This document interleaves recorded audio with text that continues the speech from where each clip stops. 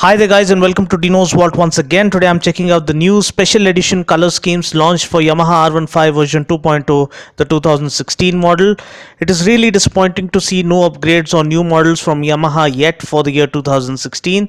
There are plenty of rumors floating around about R15 version 3.0 as well as M/, or even the M/200 coming up in the future, but there is no official word or hint from the company yet, so we cannot say for sure if anything as such might happen in the future or whether these are just speculations or rumors. Anyway, as you can see, these are the two new color schemes launched for the Yamaha R15 version 2.0 for this year. The blue color gets some very minor decal work changes, but it looks pretty much the same as the preceding model, so I chose to cover only these two color variants, namely the Sparky green variant, which looks radical and very appealing in flesh, as well as the adrenaline red, which also looks quite fresh and well finished with the new paint job and funky decal work. Mind you, this is only a paint job plus sticker upgrade. There are no changes in tech specs whatsoever. The bike remains absolutely the same as it was before in terms of engine specs, etc. However, I'll just quickly do a walk around video of these two color variants in my signature style, as well as share my test ride experience with you in this video.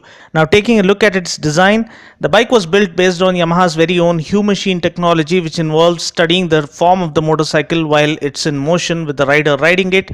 The main cues behind its design concept include offering a wide frontal space that protects the rider, adequate room for the rider such that he can move around and steer the bike effectively, and the lifted up tail section that ensures better management of airflow behind the rider.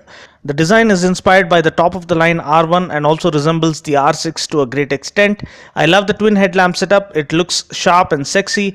The headlamp housing as well as the windshield are perfectly laid out to offer razor sharp aerodynamics such that the rider along with the bike can cut through the air effortlessly.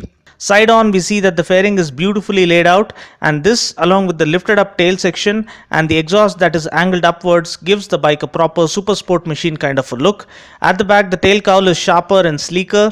Not only does it look sportier, but it also further enhances the aerodynamics of the bike. The split seats are beautifully laid out, though the pillion seat might not be practically usable on most occasions. However, Yamaha are now offering R15S on public demand that comes with a unibody seat which is more pillion friendly. The rider seat, however, is just about perfect for track conditions such that one can move around easily while tackling back-to-back corners and also steer the bike effectively. The seat is tapered towards the front such that the rider can grip the tank well with his thighs. The switchgear is of good quality and we do get a high beam flasher and an engine kill switch. The speedo has a decent setup without being too confusing.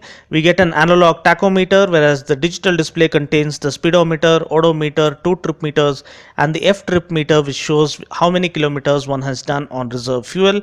Talking about the engine specs, powering the R15 version 2.0 is a liquid cooled 4-stroke single cylinder fuel injected 149cc engine that puts out a max power of 17 PS at 8500 rpm and 15 Newton meters of torque at 7500 rpm. This comes mated to a 6-speed gearbox.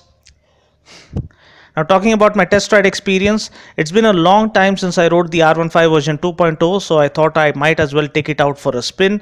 The bike is very lightweight, it weighs just 136 kgs and hence it is easily maneuverable in city traffic. The seating posture is purely super sport, and I've always believed if one is really interested in getting started with the super sport culture, then this bike would serve as the perfect learner's bike for them. It has proper super sport riding ergonomics with forward biased, lean forward riding posture and rear set foot pegs such that you can enter and exit the corners with utmost ease. This is further aided by the long aluminium swing arm, a feature taken straight from the Yamaha YZR M1 MotoGP race machine, which ensures brilliant handling. The Delta Box frame, developed with inputs from Yamaha's participation in the MotoGP, ensures minimal to no vibrations and excellent balance with longitudinal, lateral and torsional rigidity. The longer wheelbase and fatter tires offer better straight line stability at higher speeds. The windshield fends off most of the wind blast if you cuddle up while hitting the straights. The seat is slightly harder, and though Yamaha claim that the seat has a slip resistant seat cover, one tends to slip forward while braking. The engine is nice and refined, it is responsive and racy, it just pulls cleanly all the way up. The clutch is nice and light and the gear shifts are smooth. If you don't really prefer super sport riding ergonomics and cannot find a comfortable riding position for yourself, then this bike can cause you some discomfort on longer rides. The low slung clip-on handlebars can be thoroughly enjoyed on the track, but for city riding they might not be all that great.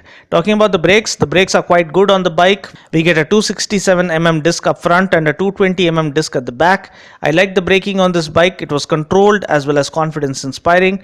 Talking about the suspension, we get telescopic forks up front and a linked type monocross suspension at the back. The suspension is on the stiffer side to offer superb performance on track circuits. However, it might be slightly uncomfortable while hitting the potholes or rough patches on the city streets.